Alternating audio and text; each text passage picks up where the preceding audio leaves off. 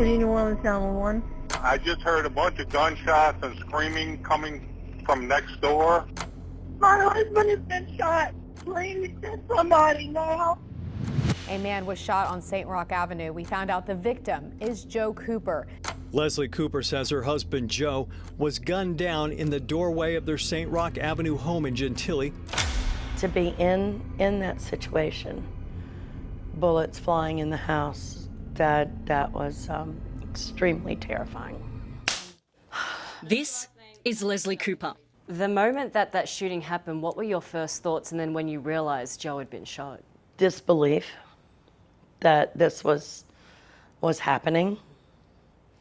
I'm a retired nurse, so I went into keeping him with me, survival mode of myself, but keeping him breathing.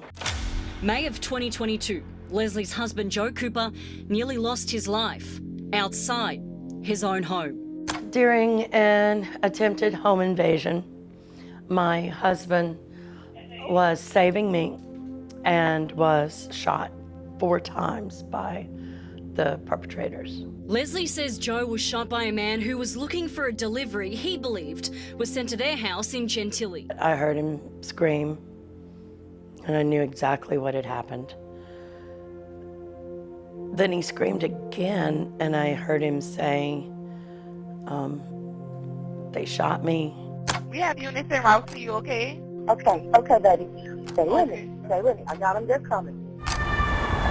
Every second that went by was a precious second that mattered. A call came out for a 34S, which is a shooting.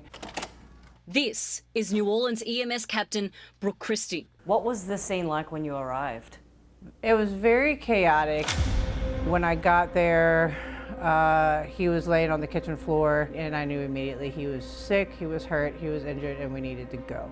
Joe's injuries were extensive. So he had a pretty large caliber shot to the chest, and so which immediately, airway breathing, which is vital to life. Captain Christie knew Joe had already lost about 1 litre of blood and was losing more and fast. I knew the best thing for him was going to be getting blood in.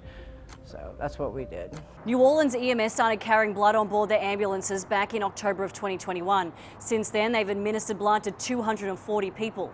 Some of those people may not have even made it to the hospital without that life-saving blood. I'm replacing his blood loss with blood. I'm not replacing it with fluid anymore, which is ultimately not really the best thing to do, we find, for trauma patients. How life-saving was that blood that you gave to Mr. Cooper? I think 85 to 90% chance that he would have not made it had he not had blood. That has our blood bags. New Orleans EMS is the only ambulance service in the state carrying blood. But this life-saving development isn't just saving gunshot victims. We've done it a couple of times in cardiac arrest where we think that there's a bleeding source. I was able to give it in a female that lost a lot of blood secondary to a miscarriage. Today, Captain Christie sits beside Leslie Cooper, the woman whose husband she saved that near-fatal day in 2022. What daily struggles does Joe face? One of the bullets went through the diaphragm. He's having respiratory issues. He has his right side of his body doesn't work. His speech is difficult. 33 years ago, Leslie and Joe Cooper said, "Till death do us part." Joe took a bullet for Leslie, saving her life. Now Leslie strives daily to be her husband's rock, in turn, saving his. It's tough, but we're tougher. I'm sorry, we gotta stop for a minute. We joke that he's got about 4.5 lives left out of those 9 lives. And I'm gonna make sure that we hold on to those for a while.